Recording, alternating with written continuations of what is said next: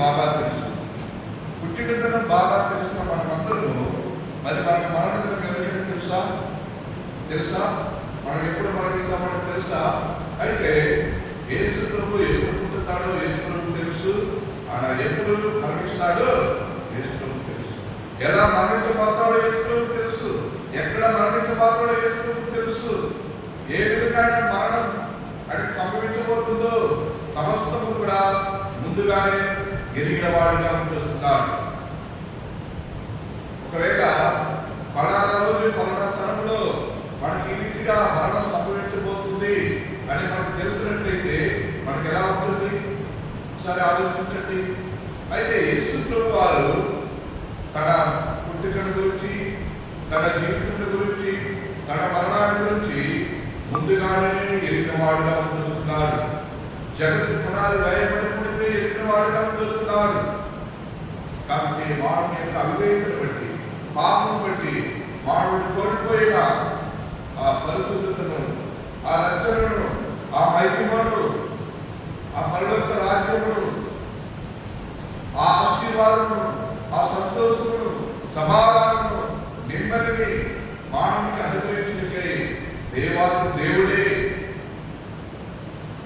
మానవుడిగా శరీరాకారంతో ఈ లోకంలో జన్మించడానికి, మనందరి పాపము నిమిత్తమై చనిపోవడానికి, మరణించడానికి, మరణాన్ని రుచుకోవడానికి ఇష్టపడిన వాడిగా చూస్తున్నారు. కారణం ఏంటంటే తన స్వరూపమందు తన పోలిక చొప్పున కలుగజేయబడిన మానవుడు దేవుడు ఎంతగానో ప్రేమించేవాడు ఉన్నాడు. ఆయన ప్రేమకు అద్దులు లేదు. మనం పేరు పెట్టి పిలిచిన దేవుడిగా చూస్తున్నాడు. మనల్ని తన స్వయ హస్తం చేత కలుగు చేసిన దేవుడిగా చూస్తున్నాడు. మరణ అరచేతుల్లో చెట్టున్న దేవుడిగా చూస్తున్నాడు. చూడండి, మన యొక్క అరచేతులు చూసినట్లయితే మన చేతిలో లేఖలు కనబడతాయి. అదే ప్రభు యొక్క అరచేతులు ప్రభు చూసినట్లయితే నీ నామకాలు కనబడతాయి. ఆ రీతిగా ప్రభు మానవులను, మానవారిని ప్రేమించేవాడు అంటున్నాడు. అందుకే యోహాను సువార్త 16 దేవుడి లోకంలో ఎంతో ప్రేమించును. ఎంత ప్రేమించును? ఎంతో ప్రేమించును. ఈ ఎంతో అనే మాటకు పరిమితి లేదు, హద్దులు లేదు. అగాపే ప్రేమతో ప్రేమించినాడు, నిష్కారణంగా ప్రేమించినాడు. దేవాది దేవుడు మానవుని ప్రేమించడానికి ఏదైనా కారణం ఉందంటే మానవుడిలో ఏ మంచితనం లేదు, ఏ యోగ్యత లేదు. నడిగెత్తుండే అధికారులకు పాపం చేత ఎక్కువైన వాడిగా ఉంటున్నారు. కాబట్టి మరి తేలుకు విషం ఎక్కడ ఉంటుందంటే ఎక్కడ ఉంటుంది? వడ్డీలో ఉంటుంది. పాపకి విషం ఎక్కడ ఉంటుంది? పళ్ళులో ఉంటుంది. అయితే మానవునికి నడిగెత్తుండే అధికారుల వరకు పాపపు విషంతో నింపబడిన వాడిగా చూస్తున్నాడు. కనుకనే మానవుడు తోటి మానవుడిని ప్రేమించలేకపోతున్నాడు, ద్వేషించేవాడు ఉంటున్నాడు. కాబట్టి ప్రేమించడం ఎలాగో, క్షమించడం ఎలాగో, మానవుని ఎడలా మరి ఎలాగో సమాధానకరమైన జీవితం కలిగి ఉండాలో మానవుడిగా జన్మించి, మానవుడిగా లేకుండా జీవించి మరి లోకంలో మనకు మాదిరికరంగా చూపించిన వాడిగా చూస్తున్నారు. కాబట్టి ఈ సమయంలో ప్రభుని ఆరాధించినప్పుడు ప్రభువైన యేసుక్రీస్తు వారు సిలువలో వెళ్ళకున్నప్పుడు ఈ లోకంలో ఆయన జీవించిన దినాల్లో అనేక స్థలాలను సందర్శించిన వాడిగా చూస్తున్నాడు. అనేక స్థలాలను సందర్శించిన వాడిగా చూస్తున్నాడు. ఆయన ఏ పాపం కలిగిన దేవుడు, నాలో పాపం ఉందని ఎవరైనా నిరూపించగలని సవాలు విసిరిన దేవుడు. అటువంటి గొప్ప దేవుడు మన నిమిత్తమై అన్యాయం తీర్పు పొందిన వాడిగా వస్తున్నాడు. కాబట్టి మన నిమిత్తమై ఆయన పొందిన తీర్పులు ఎలాంటిదంటే ఒక్క రోజులోనే. కాబట్టి సాధారణంగా ఎవరికైనా మరి జడ్జిమెంట్ జరగాలంటే ఏ సమయంలో జరుగుతుందంటే పగటి కూడా జరుగుతాయి. అయితే యేసు వారికి అది కాస్త వ్యతిరేకంగా జరిగినట్టు పరిశుద్ధ గ్రంథంలో చూస్తాం. కాబట్టి రాత్రి సమయాన, చీకటి సమయాన ఆయన తీర్పు విధించినట్లు మనం చూస్తాం. అన్యాయం తీర్పు విధించినట్టు మనం చూస్తాం. అవమానం తీర్పు విధించినట్టు మనం చూస్తాం. అక్రమపు తీర్పు విధించినట్టు మనం చూస్తాం, అబద్ధపు తీర్పు విధించినట్టు మనం చూస్తాం, అంధకారపు తీర్పు విధించినట్టు మనం చూస్తాం, అవిధేయత తీర్పు విధించినట్టు మనం చూస్తాం, అపరాధపు తీర్పు విధించినట్టు మనం చూస్తాం.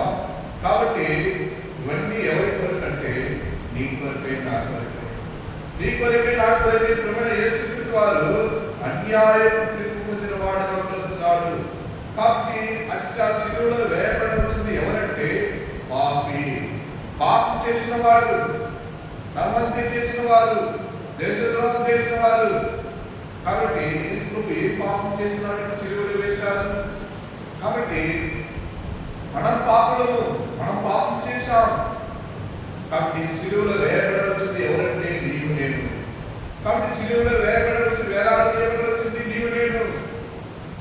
ఆ మండు టెండలు, ఆ గొల్గొతా కొండ మీద, ఆ కల్వరి కొండ మీద, ఆ కల్వరి మార్గంలో ఆ శిలువ భారం పోయవలసింది నీవు నేను. కాబట్టి ప్రియమైన వాళ్ళారా, నిన్ను నన్ను ప్రేమించిన కారణాన్ని బట్టి ఆ శిలువ భారాన్ని కూడా యేసుక్రీస్తు వారు పోయడానికి, భరించడానికి, ఆ శిలువలో వేలాడబడడానికి, అవమానం పొందడానికి, నిందలు భరించడానికి ప్రభువు యేసుక్రీస్తు వారు ఇష్టపడుతున్నారు. ఈ లోకంలో ఎవరైనా నిందలు భరించడానికి, అవమానాలు భరించడానికి, మరణమును అనుభవించడానికి ఇష్టపడే వారు ఎవరైనా ఉంటారా? కనీసం మన తల్లిదండ్రులు కూడా ఇష్టపడరేమో. అయితే ప్రభువు యేసుక్రీస్తు వారు మనం సృష్టించినటువంటి సృష్టికర్త మన కొరకై మనల్ని ప్రేమించిన కారణాన్ని బట్టి ఆయన మరణాన్ని వృద్ధి చూడడానికి ఇష్టపడిన వాడుగా ఉంటున్నాడు. శిలువలో వేలాడబడడానికి ఇష్టపడిన దేవుడిగా ఉంటున్నాడు. కాబట్టి ప్రేమైన వల్ల ఇదే కాలంలో ఆరాధించుకుంటూ ఆయన శిలువలో వెళ్ళకున్నప్పుడు ప్రాముఖ్యమైన 3 స్థలాలలో ఆయన వెళ్ళవలసి వచ్చింది. కాబట్టి ఆ 3 స్థలాలు ఒకసారి మనం జ్ఞాపకం చేసుకున్నట్లయితే చూడండి, ఈ 3 అనే సంఖ్య పరిశుద్ధ గ్రంథంలో అది ఎంతో ప్రాముఖ్యమైనది ఉంటున్నది. ఎందుకంటే ప్రభువు యేసుక్రీస్తు వారు ఈ లోకంలో ఆయన జీవించిన దినాలు 30 సంవత్సరములు, ఆయన పరిచర్య చేసిన దినాలు 3.5 సంవత్సరములు. ఈ 30 సంవత్సరాలు అనే మాటలు 3 ఉంటున్నాయి. ఈ 3.5 పరిచర్య చేసిన ఆ యొక్క సంఖ్యలో 3 ఉంటున్నాయి. అంత మాత్రమే కాదు, ప్రేమిన వల్ల ఆయన 3 చోట్ల ఏడ్చిన వాడుగా కనబడుతున్నారు.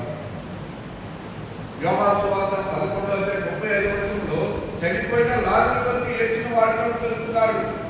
లూకా సువార్త 19:41 ఆ యెరూషలేము పట్టణం కొరకై మరి నిష్ఫలమైన ఆ అన్నిటిని చూసి ఏడ్చిన వాడుగా చూస్తున్నాడు. కాబట్టి ప్రేమైన వాళ్ళరా, చివరిగా గెత్సేమనే తోటలో ఆయన ఏడ్చిన వాడుగా చూస్తున్నాడు. ఆయన చెమటలు రక్త బిందువులుగా కాల్చిన వాడుగా చూస్తున్నాడు. కాబట్టి ఆయన చింతించినటువంటి రక్త బిందువులు కన్నీటి ఎంతో విలువైనదిగా ఉంటుంది. కాబట్టి ఇలా మన కొరకై ఆయన అంతగా శ్రమలకుండా వెళ్తా ఉంటున్నారు. ఇవన్నీ ముందుగానే ఆది కాలం నుండి అనేక మంది ప్రవక్తలు ప్రవర్తిస్తూ వచ్చినారు. యేసుప్రభువు ఇలా మరణించబోతాడు, శ్రమలు అనుభవించబోతాడు, నిందించబోతాడు. ముందుగానే ఎరిగిన వాడే యేసుక్రీస్తు వారి మన కొరకై మరి మరణించడానికి ఇష్టపడుతూ ఈ లోకానికి వచ్చిన వాడుగా ఉంటున్నాడు. అంత మాత్రమే కాకుండా మరి యేసుప్రభువు శిలువలో మరి ఆయన పట్టబడిన దేవుడి సంఖ్య 3. యేసుప్రభువు మరి సమాధి చేయబడి ఆయన ఉంచిన దినాల సంఖ్య 3. మరణ భూస్థాపన పునరుత్థానం శక్తి, ఈ 3 అనుభవాలు గుండా యేసుక్రీస్తు వారు వెళ్ళిన వాడుగా ఉంటున్నారు. కాబట్టి దీని వల్ల మరి మనం జ్ఞాపకం చేసుకోవాల్సిన వారుగా ఉంటున్నాం. కాబట్టి ఎందుకు జ్ఞాపకం చేసుకోవాలంటే సామెతల గ్రంథం 10:7 రాయబడింది, నీతిమంతుడు జ్ఞాపకం చేసుకుంటా ఆశీర్వాదం. ఎవరు నీతిమంతుడు? రోమా 3:11 రాయబడింది, నీతిమంతుడు లేడు, భక్తుడు లేడు, అందరూ పాపం చేసిన వారు ఉంటున్నారు, అందరూ త్రోవ తప్పిన వారు ఉంటున్నారు. కాబట్టి ఈ లోకంలో నీతిమంతుడు అనేవాడు ఎవరైనా ఉన్నారంటే అది యేసు ప్రభు తర్వాతే. యేసు ప్రభు మాత్రమే నీతిమంతుడు.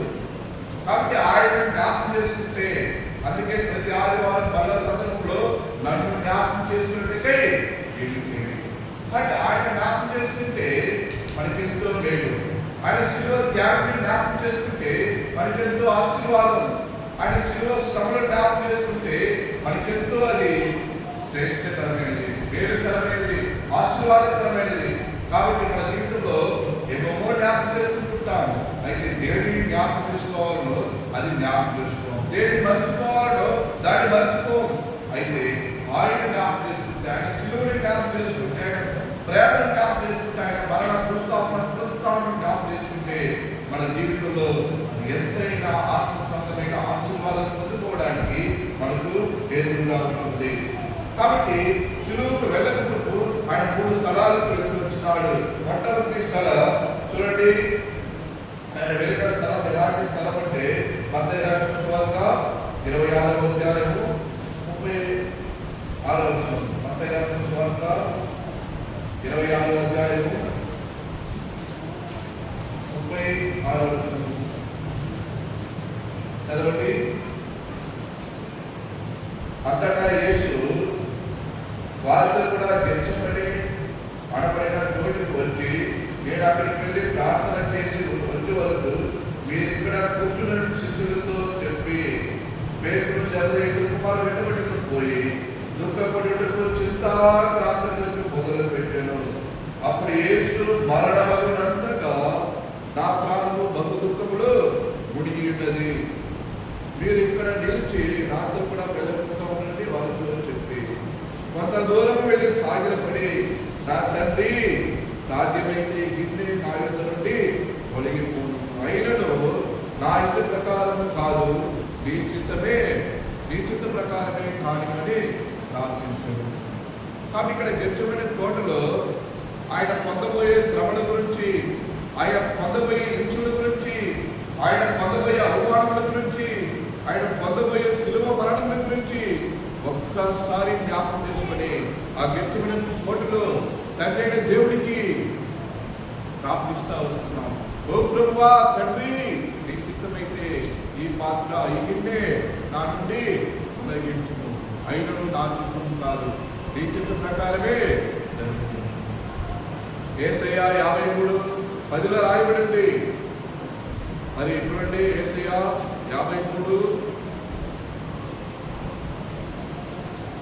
53వ అధ్యాయము యేసయ్య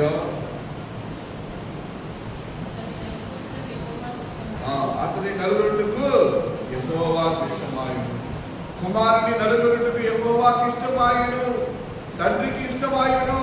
ఆయన హింసించబడుటకు, మరణించబడుటకు, అవమానం పాల్పొందుటకు, ముఖం మీద ఉమ్మివేయబడుటకు, తలలో ముళ్ళ కిరీటం పెట్టించబడుటకు, కాళ్ళ చేతులకు మేకులు కొట్టించబడుటకు, శరీరం వీపు చారులుగా దున్నబడుటకు, ఆ శిలువ ప్రాణం తన మీద మోయబడుటకు తండ్రికి ఇష్టమాయెను. సాధారణంగా తల్లిదండ్రులైన వారు మన బిడ్డలను, మన కుమారులను లేదా మన కుమార్తెలను ఈ రీతిగా వారు హింసించబడడానికి, కొట్టబడడానికి, నిలగొట్టబడడానికి మనం ఇష్టపడతామా? అయితే దేవాతి దేవుడు, తండ్రి దేవుడు మన కొరకై, మన మీద ఉన్న ఉగ్రతను తొలగించే కొరకై తన ప్రియ కుమారుని ప్రభువైన యేసుక్రీస్తు వారిని నలుగురుటకు ఇష్టపడిన వాడిగా ఉంటున్నారు. కాబట్టి ఆయన 3 స్థలాలకు వెళ్ళిన వాడిగా ఉంటుంది. మొట్టమొదటి స్థలం మరి గెత్సేమనే స్థలం. రెండవ స్థలం ఆయన వెళ్ళిన స్థలం ఎలాంటి స్థలం అంటే యోహాను సువార్త 19వ అధ్యాయం 13వ వచనం. యోహాను సువార్త 19వ అధ్యాయము 13వ వచనం చూడండి.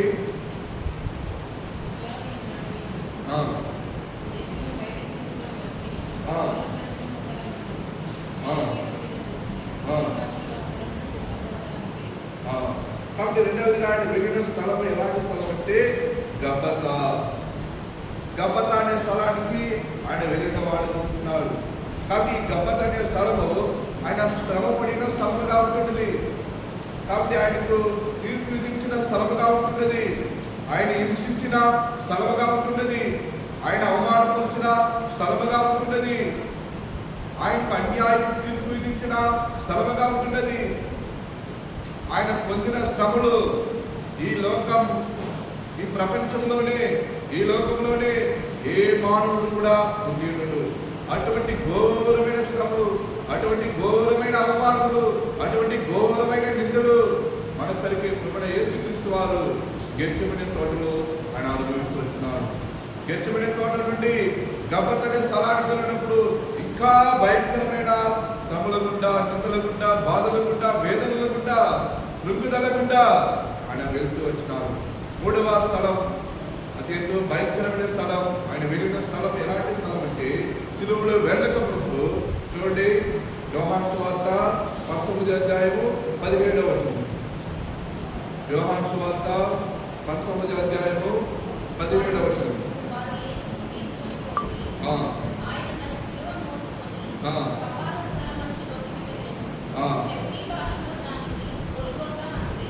వాటిని యేసు తీసుకుని పోయి ఆయన తన సిలువ మోసుకొని కపాల స్థలములకు చోటికి వెళ్ళి ఎప్పుడు భాష దానికి గొల్గొతా అనే పేరు. కాబట్టి ఈ మూడు స్థలాల పేరు కూడా మొట్టమొదటి స్థలం గెత్సేమనే స్థలం, రెండవ స్థలం గబ్బతా అనే స్థలం, మూడవ స్థలం గొల్గొతా అనే స్థలం. ఈ మూడు పేర్లు కూడా ఇంగ్లీష్లో జీ అనే పేరుతో ప్రారంభించబడతా ఉన్నాయి. కాబట్టి గెత్సేమనే, గబ్బతా, గొల్గొతా. కాబట్టి గొల్గొతా అనే కొండ మరి కపాల స్థలం అనే కొండ. ఎందుకు ఈ కపాల స్థలం అంటే అది పుర్రి ఆకారంలో ఉంటుంది, అది భయంకరమైన స్థలంగా ఉంటున్నది. అది కల్వరి కొండలో అది భయంకరమైన దేశద్రోహులకు, పాపాత్ములకు మరి సిలువ చుట్టి వేయబడే స్థలముగా ఉంటున్నది. కాబట్టి అటువంటి ఘోరమైన స్థలంలోనికి ప్రభువైన యేసుక్రీస్తు వారు సిలువను మోసుకుంటూ ఆ చోటికి వెళ్తా వచ్చినాడు. కాబట్టి ఆయన మోసినటువంటి సిలువ బరువు దాదాపు ఆయన బరువు కంటే 3 రెట్లు ఎక్కువైందని బైబిల్ పండితులు చెప్తున్నారు.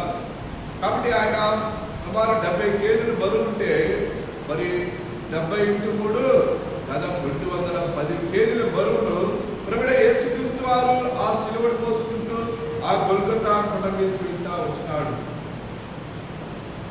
ప్రేమైన వాళ్ళారా, ఆ మండుంటేటో ఈ యొక్క ఎండాకాలంలో చెప్పులు లేకుండా ఒక మరి 10:30, 11 ఆ గంటలకి మనం చెప్పులు లేకుండా రోడ్డు మీద నడవగలమా?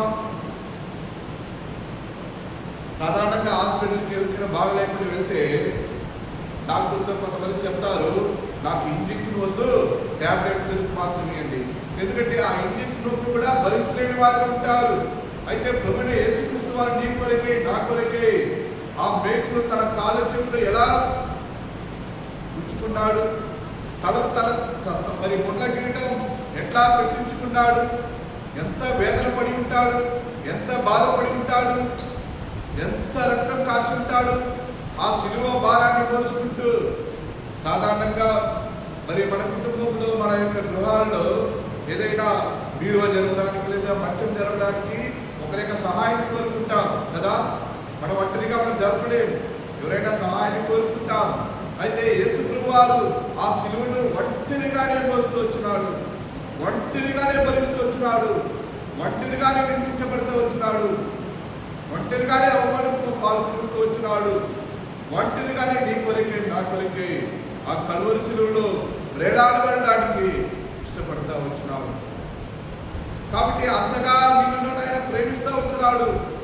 నిన్ను ప్రేమించిన కారణాన్ని బట్టి నీవు నేను పొందవలసిన సిలువ శిక్షను, పాపపు శిక్షను, నరకపు శిక్షను తొలగించడానికి ప్రభువైన యేసుక్రీస్తు వారు ఆ సిలువ శిక్షను తానే భరించడానికి ఇష్టపడిన వాడుగా ఉంటున్నాడు. కనుకనే ఈ 3 స్థలాల గుండా ఓ తండ్రి నేను వెళ్ళాలనా, దీని చిత్తమా, నిశ్చిత్తమైతే తొలగించమని ప్రార్థించినప్పుడు అవును నా చిత్తమే అని తండ్రి చిత్తానికి తన్ను అప్పగించిన వాడుగా ఉంటున్నాడు.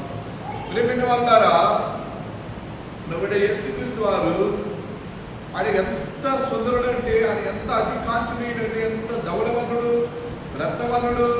పరమగీతంలో రాయబడతా వచ్చింది చూడండి. పరమగీతము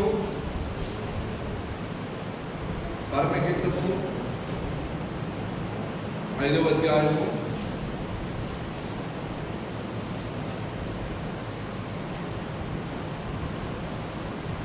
10 నుంచి చదవండి.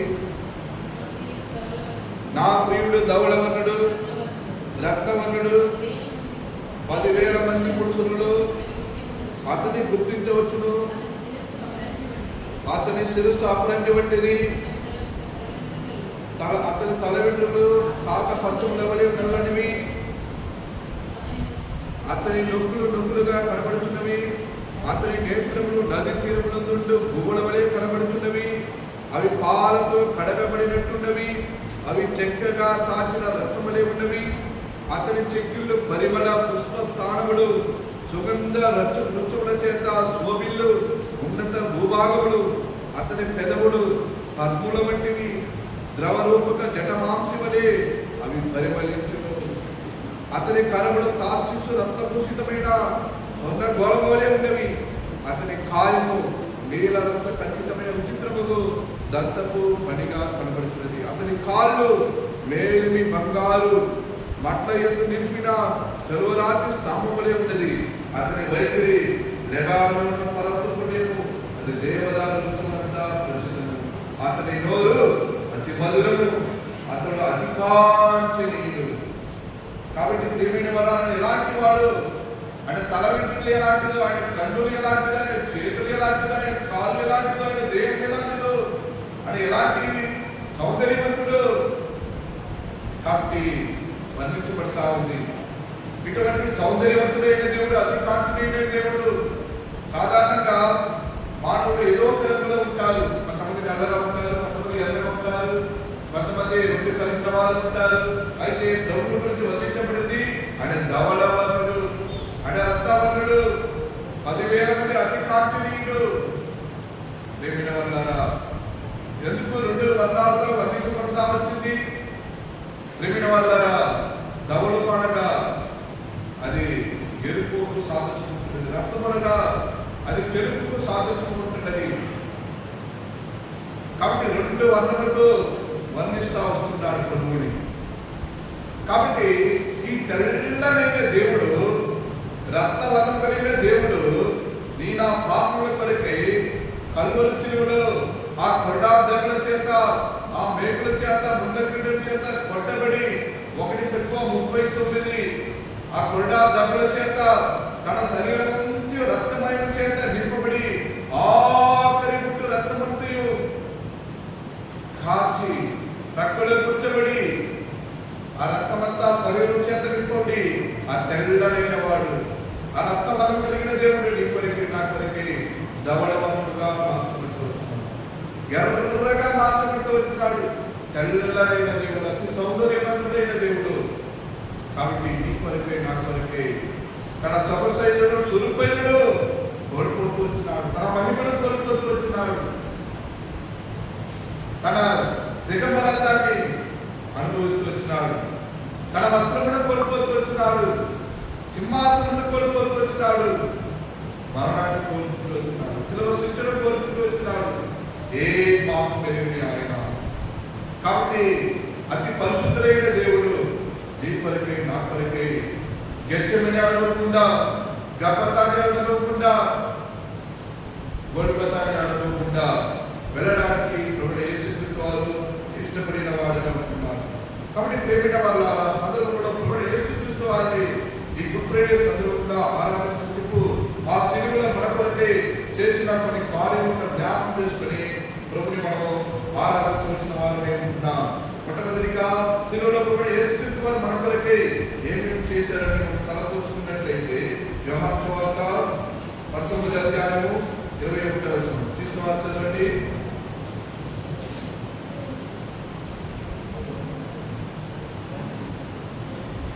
19వ అధ్యాయం 21వ వచనం.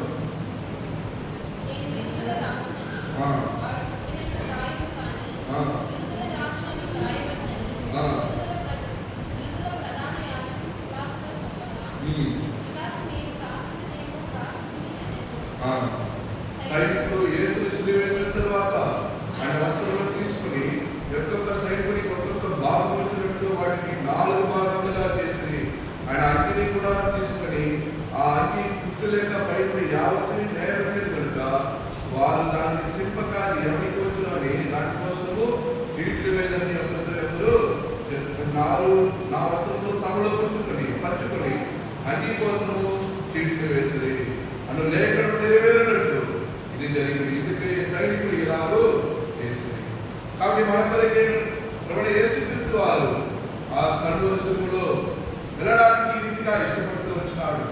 తమ వస్త్రములు పంచుకుంటా వచ్చినారు. తన దేవుని ముందు విడిగుద్దులు గుద్దుతూ వచ్చినారు. తన యొక్క ముఖము చెక్కులకి రాకలే చేయబడతా ఉంటుంది, మాంసపు ముద్దగా చేయబడతా ఉంటుంది. ఆ యొక్క చెట్టుతో గాలి పెట్టులతో ముళ్ళతో గుచ్చబడి ఆ ప్రభువైన ఆ యొక్క మరి రక్తవర్ణము ధవలవర్ణం కలిగిన ఆ దేవునితో కొడుతున్నప్పుడు మాంసపు ముద్దలు బయటకు వచ్చినాయి. తన వీపు మడకతున్నట్లుగా చారుగా దున్నపడతా వచ్చింది. ఆ ముద్ద కిరీటమని తలలో పెట్టినప్పుడు ఆ ముళ్ళు కంట్లో దిగి కళ్ళు నుంచి రక్తం తాగుతా వచ్చింది.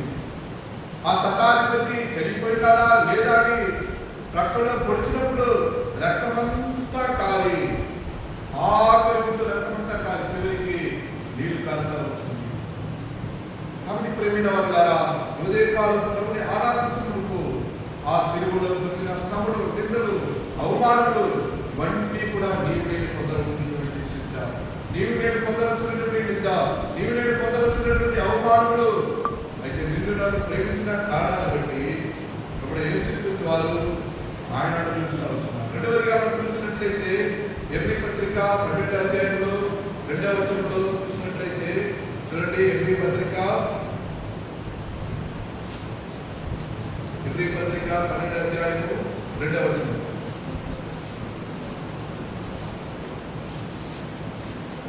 చదవండి.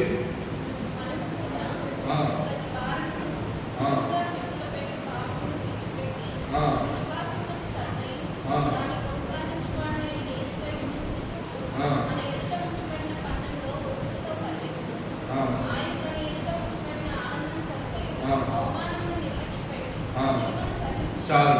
దేన్ని సహించినాడు? సిలువను సహించినాడు. ఆ సిలువ భారం సహించినాడు. తనకంటే 3 రెట్లు అధికమైన ఆ సిలువ భారం తన వీపు మీద ఆయన మోయడానికి, సహించడానికి ఇష్టపడిన దేవుడిగా చేస్తున్నాడు.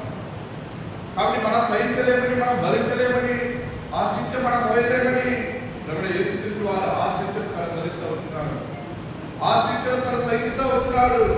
కాబట్టి సమయంలో మనం విషయాలు జ్ఞాపకం చేసుకుంటూనే ఆరాధించవలసిన వారుగా ఉంటున్నాం.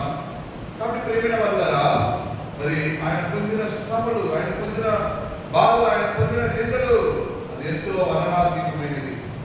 ఇంకా మనం చూసినట్లయితే మత్తయి సువార్త 27వ అధ్యాయం 26వ వచనంలో, మత్తయి సువార్త 27వ అధ్యాయం 26వ వచనంలో చూడండి. మత్తయి సువార్త 27వ అధ్యాయం 26వ వచనం.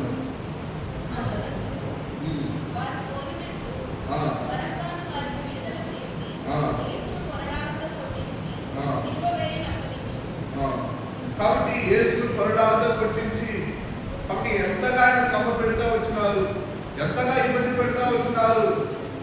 కాబట్టి ఈ లోకంలో చాలా మంది నాకింత కింద శ్రమ, నాకింత కింద శ్రమ అని బాధపడతా ఉంటారు. అయితే యేసు ప్రభు వారు పొందిన శ్రమలతో పోల్చుకుంటే ఈ శ్రమ అంతా ఒక శ్రమే కాదు. కాబట్టి నీ కొరకే, నా కొరకే అంతగా ఆయన శ్రమలు అనుభవించిన దేవుడిగా వస్తున్నాడు. కాబట్టి మొట్టమొదటిగా ఆయన సిలువలో మన పాప భారము మోసిన దేవుడిగా వస్తున్నాడు. మన పాప భారము సిలువలో సహించిన దేవుడిగా వస్తున్నాడు. మన కొరకే సిలువలో శ్రమలను అనుభవించిన దేవుడిగా వస్తున్నాడు. చూడండి, కొలస్సీ రాసిన పత్రిక 1వ అధ్యాయం 20వ వచనంలో జ్ఞాపకం చేసుకున్నట్లయితే, కొలస్సీ రాసిన పత్రిక 1వ అధ్యాయం 20వ వచనం.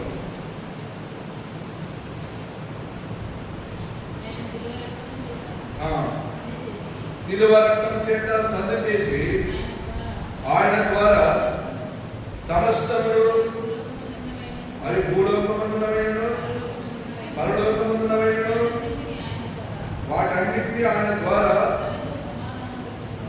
తమతో సమాధానపరచుకుని తండ్రికి అభిష్టమాయను. దీని వల్ల శిలువ రక్తము చేత సంధి చేసి ఆయన ద్వారా సమస్తములు, తండ్రితో ఆయన ద్వారా తమతో సమాధానపరచుకుని తండ్రికి అభిష్టమాయను.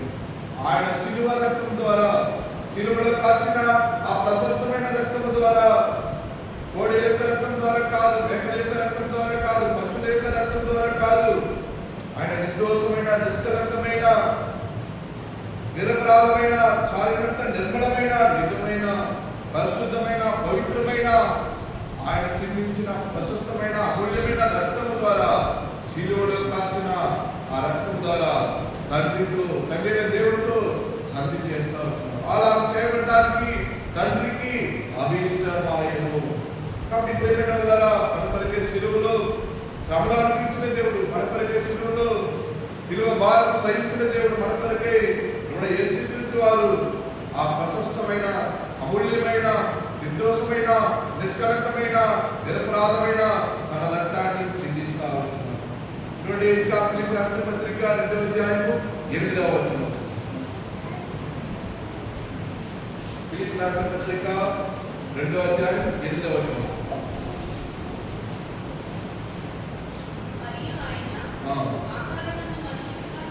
ఆకారమందు మనుషుడిగా కనబడి మరణ పొందినంతగా, అనగా శిలువ మరణం పొందినంతగా విధేయత చూపిన వాడే తను తాను తగ్గించుకున్నాడు. కాబట్టి శిలువలో మరణం పొందినంతగా విధేయుడే తను తాను తగ్గించుకున్నాడు, తను తాను రిక్తునిగా చేసుకున్నాడు, మనుషుని పోలికగా పుట్టడానికి ఇష్టపడుతూ వచ్చినాడు. కాబట్టి నీ కొరకే, నా కొరకే ప్రపంచ చరిత్రలోని భయంకరమైన మరణాన్ని, శిలువ మరణాన్ని ఆయన అనుభవిస్తూ వచ్చినాడు. శిలువలో మరణించి సమాధి చేయబడింది. ప్రేమిన వల్ల ఆయనకు బదులుగా నీవు నేను శిలువ మరణం పొందవలసినటువంటి వారు, నీవు నేను సమాధి చేయబడుతున్నటువంటి వారు, నీవు నేను శిక్షాడవలసినటువంటి వారు, నీకు నాకు బదులుగా ఆయన శిలువ మీద వేలాడబడుతూ వచ్చినాడు. శాపగ్రస్తుడిగా, పాపం ఎరిగిన దేవుడు పాపంగా చేయబడి పాపులలో, అక్రమకారులలో ఒకరిగా చేయబడతారు. ఎంతగా తగ్గించుకున్నాడు, ఎంతగా తను రిక్తుగా చేసుకున్నాడు, ఎంతగా మన కొరకై వదకు చేయబడిన గొర్రెపిల్లగా, బడి పశువుగా మార్చబడతా వచ్చినాడు. కాబట్టి వీటన్నింటినీ మనం జ్ఞాపకం చేసుకున్నప్పుడు ప్రభుని మనం ఎంతగా ఆరాధించకుండా ఉండగలమా? ఎంతగా మనం ప్రేమిస్తూ వచ్చినాడు, ఎంతగా మన తన ప్రేమను కుమ్మరిస్తూ వచ్చినాడు. ఆయన ప్రేమను వర్ణించడానికి మొదలు లేదు, వర్ణించలేదు, మరణాతీతమైనది. అది ఆగాపే ప్రేమ, అది భూమి ఆకాశము సముద్రములు వెడల్పు లోతు, అది జ్ఞానము మించిన ప్రేమగా ఉంటున్నది. కాబట్టి అటువంటి లోతైన ప్రేమతో, గొప్ప ప్రేమతో ప్రభు మనల్ని ప్రేమించిన వాడుగా చూస్తున్నాం. కాబట్టి నీ కొరకే, నా కొరకే శిలువ మరణం ఆఖరి పొట్టు రక్తం చిందినంతగా ఆయన శిలువ మరణం అనుభవిస్తూ ఉన్నాడు. చివరిగా పత్రాన్ని చదివి ప్రభుని ఆరాధిస్తాం. కొలస్సీయుల రాసిన పత్రిక 2వ అధ్యాయం 15వ వచనం. కొలస్సీయుల రాసిన పత్రిక 2వ అధ్యాయం 15వ వచనం.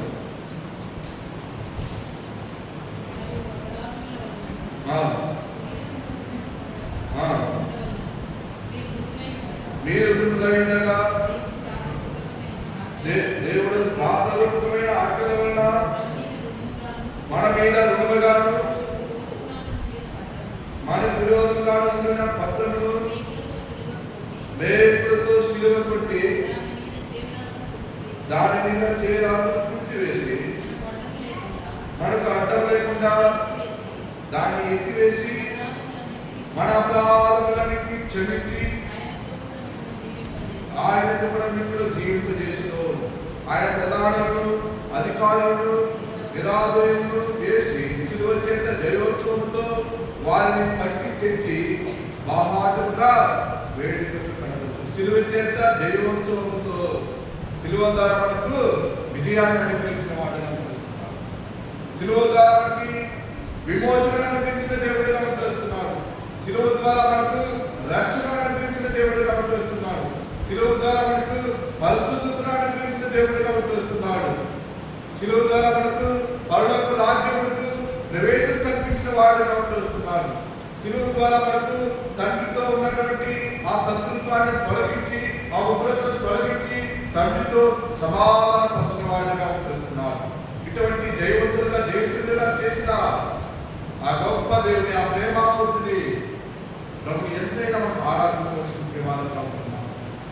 కాబట్టి మన కొరకి ఆ గెచ్చిబడి కోటలో, ఆ గొప్పతానే స్థలంలో, ఆ గొప్పతానే స్థలంలో ప్రభు పొందిన శ్రమలు, బాధలు, వేదనలు,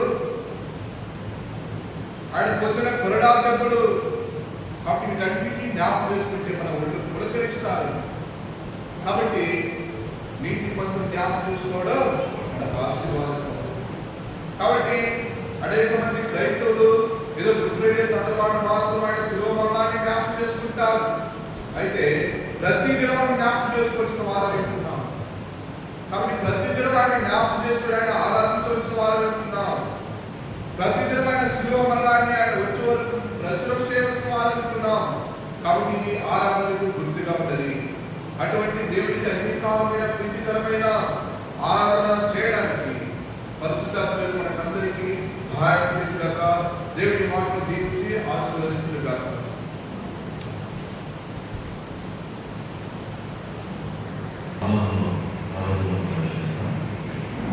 మూడు ప్రాంతాలు యేసు ప్రభువు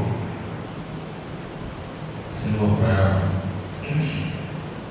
ఒక మూడు స్థలాల గురించి మనం పెట్టవచ్చున్నాం. ఏంటి మూడు స్థలాలు? గెత్సేమనే అనే స్థలం, తర్వాత గొప్పత అనే స్థలం, తర్వాత గొల్గొతా స్థలం. ఏంటి మొట్టమొదటి స్థలం? గెత్సేమనే అంటే ఏంటి స్థలము? ఇది యెరూషలేము నగరానికి దగ్గరలో ఉన్నటువంటి తోట. ఏమిటి తోట? గెత్సేమనే. ఈ తోటలో యేసు ప్రభువు ప్రార్థన చేసినారు. ప్రార్థన చేసి తండ్రిని తను అప్పగించుకున్నాడు. ఆత్మీయమైన యుద్ధం. అక్కడ ప్రార్థన చేసి అక్కడ ఇస్కరియోతు యూదా తనను అప్పగించినాడు ఈ తోటలో. గొప్పత అంటే ఏంటి? మొదటి స్థలమేమో తోట, రెండోది ఏంటి? గొప్పత. గొప్పత అంటే కోర్టు, న్యాయస్థానం. గొప్పత అంటే న్యాయస్థానం. ఈ న్యాయస్థానం దగ్గర న్యాయం విచారించాల్సింది. అన్యాయం తీర్పు పొందినాడు. తీర్పు, న్యాయ విచారణ ఎక్కడ జరిగింది? గొప్పత అనే ప్రాంతంలో జరిగింది. తర్వాత చివరి ప్రాంతం ఏంటి? గొల్గొతా. గొల్గొతాలో ఏం జరిగింది? శిలువ వేయబడ్డాడు అక్కడే. ఒకవేళ ఆయన శిలువ వేయబడి ఆయన మరణించకపోతే మనం వినే బోధ కూడా వ్యర్థమే. కాబట్టి ఆయన మన కోసం శిలువలో మరణించినాడు. ఎవరి కోసం చనిపోయినాడు ఆయన? ఎవరి కోసం చనిపోయినాడు? మన కోసం. Christ died for our sins. Jesus died for our sins. ఎందుకు చనిపోయినాడు ఆయన? మన పాపముల కొరకు. ఎవరి కొరకు? పత్రిక 15వ అధ్యాయం. ఆయన చనిపోయినటువంటి కారణం 15వ అధ్యాయం. మొదటి పత్రిక 15వ అధ్యాయం 3వ వచనం చదవండి.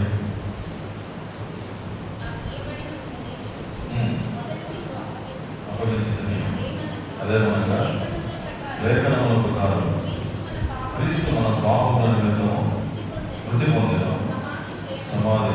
ఎందుకు చనిపోయినాడు? మృతి పొందెను. అక్కడ రాయబడిన మాట ఏంటి? క్రీస్తు డైడ్ ఫర్ అవర్ సిన్స్. ఎందుకు చనిపోయినాడు ఆయన? మన పాపముల నిమిత్తము మృతి పొందాను. కాబట్టి అద్భుతమైన మాటలు మనం వింటాల్సిన ఎన్నో నిందలు, శ్రమలు, మాటుపోట్లు భరించినాడు. ఆయన చనిపోయినప్పుడు సృష్టి కన్ను మూసుకున్నది. ఈ నింద మేము చూడలేమని, ఈ ఘోరము మేము చూడలేమని సృష్టి కట్టిక చీకటైపోయినాడు. ఏమైపోయింది? ఆయన చనిపోయినప్పుడు ఆయన మీద ఉన్న వస్త్రాలు లాగేస్తే ఒక నీతిమంతుడు అనీతిమంతుల కొరకు, మన కొరకు ఆయన చనిపోతే సృష్టి సూర్యుడు ఏమైపోయినాడు?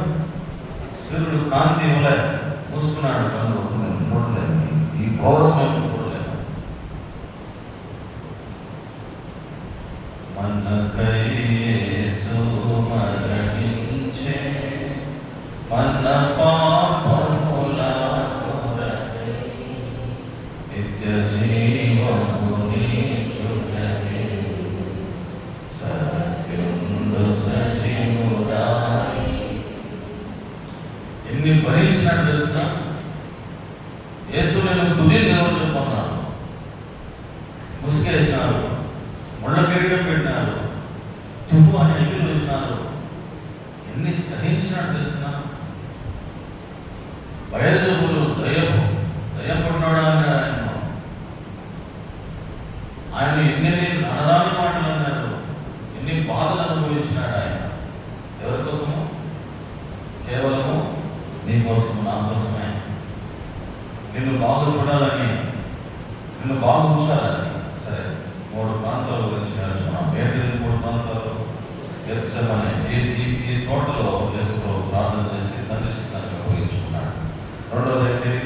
గబ్బత. ఇది న్యాయస్థానం దగ్గర తీర్పు, అన్యాయపు విచారణ, న్యాయ విచారణ జరిగింది. అక్కడ అన్యాయం తీర్పు అనుభవించినాడు ఆయన. మూడోది గొలగొతా. ఈ ప్రాంతంలో యేసు ప్రభు సిలువలో అప్పగించుకున్నాడు. సరే, ఆయన పొందినటువంటి శ్రమలు, ఆయన పొందినటువంటి సిలువ శ్రమను బట్టి మనం ఏం చేయాలా? ప్రభు దేవునికి థ్యాంక్స్ చెప్పాలి. ప్రభు నువ్వు మరణించకపోతే కేవలం నా అపరాధం నిమిత్తం నువ్వు అప్పగించబడ్డావు, నేను చేసిన పాపాన్ని బట్టి నువ్వు చనిపోయావు. ప్రభు నేను వందనాలు ఆయన. నువ్వు లేకపోతే నాకు రక్షణ లేదు, నువ్వు లేకపోతే నాకు నిరీక్షణ లేదు. కాబట్టి కొద్ది మాటలు ఆయన చేద్దాం. దయచేసి ప్రారంభంలో వెళ్దాం.